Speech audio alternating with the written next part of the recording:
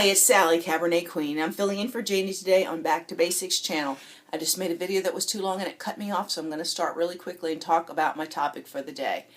I wanted to address something called late-stage dumping. It is reactive hypoglycemia. You should definitely look into this if you have an RNY gastric bypass surgery style.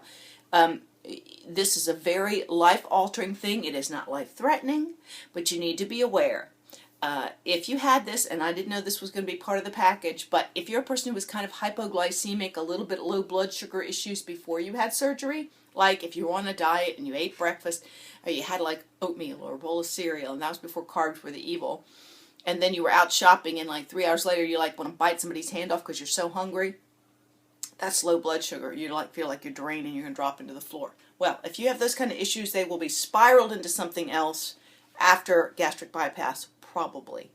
For me, it's called hypoglycemic, reactive hypoglycemia, late-stage dumping, and this is why it occurs. This has to do, I'm going to read this really quick because I don't want to get cut off again. This has to do with sugar, insulin, and glucose and what your body is responding to. Beginning there, rewires your guts. If we have just the littlest bit of sugar sometimes, or for me, if I eat something like, let's say I'm having a scone or some cookies and I'm having a cup of tea somewhere and it if you eat and you don't drink, you're good. I could eat other things and drink and it can cause the problem, but usually it's a sugary thing or a little bit of a sugary thing like a baked good or whatever. But if you're washing it down with hot tea, forcing something to have a quick release into your system, sugar in your system, even if it's a little sugar, and regular dumping is usually caused by sugar and fat for me. Like, I don't eat regular ice cream much because more than a quarter cup and I will have a regular dumping heart palpitation thing. This happens an hour to 2 to 3 hours after you've eaten and you don't know it's coming and all of a sudden it hits you. So be aware that if you do things with a little bit of sugar or a simple carbohydrate, like pasta or rice or potatoes, they will experience a small degree of hypoglycemia in the hour after or two after eating. I got it right. I got to find this, guys. I want to give this to you exactly right. Late stage dumping. Blood sugar level. The small bowel is very effective in absorbing sugar, so that the rapid absorption of a relatively small amount of sugar can cause the glucose level in your blood to spike upward.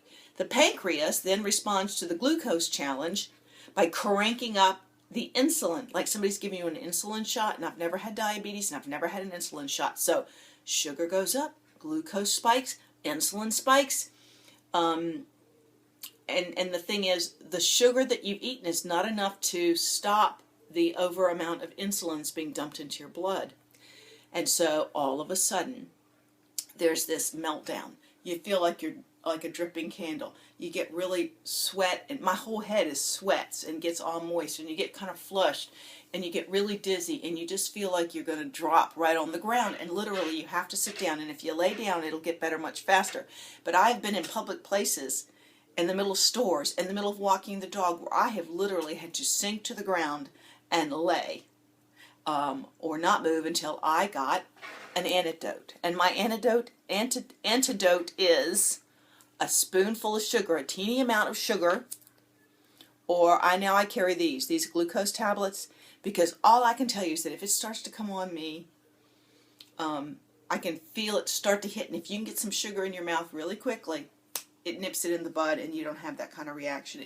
You need enough sugar just to push back that spike of insulin that your body is responding to because you've had gastric bypass and your guts are rewired, and this is one of the fallouts. So it is not life-threatening. It is controllable by diet.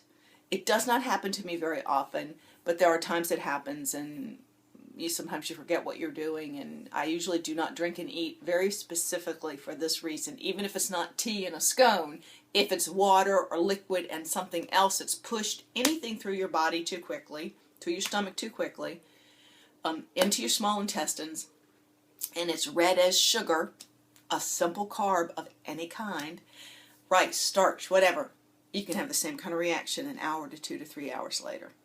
The worst experience I had has been in the last 6 months. I was out in a store, and all of a sudden, all the usual things started to happen, but I felt really off balance, and then my lips started to get numb, and then my tongue started to get numb.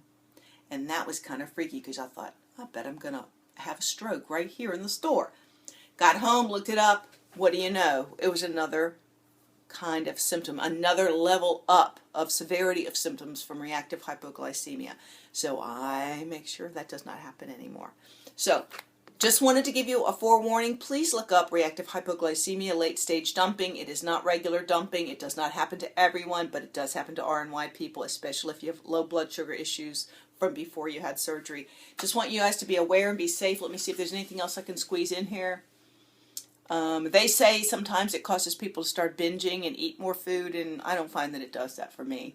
The reason that sugar does not cause dumping in non-operated people is that the stomach, the pancreas, and the liver work together to prepare nutrients, or sugar, before they reach the small intestine for absorption. And because our stomach's been cut and our system doesn't work that way anymore. It doesn't work in sync like that anymore. So be safe, be smart, be careful, be the healthiest you can be after an RNY gastric bypass. We have healthy, new, strong bodies. Let's be sure we understand all the rest of this stuff too, okay? And don't be afraid. Just do your research and talk to your doctor. All right? I'll see you guys later. And remember, we're all here to support you. And if you have more questions about this, please ask, and I will try to do some more looking up of stuff and see what I can't find out. But it's all right there on the web. Whatever I found, you can find. And that was from Obesity Help Forum. And if you query late stage dumping, it'll come up for you too. You guys take care. Bye.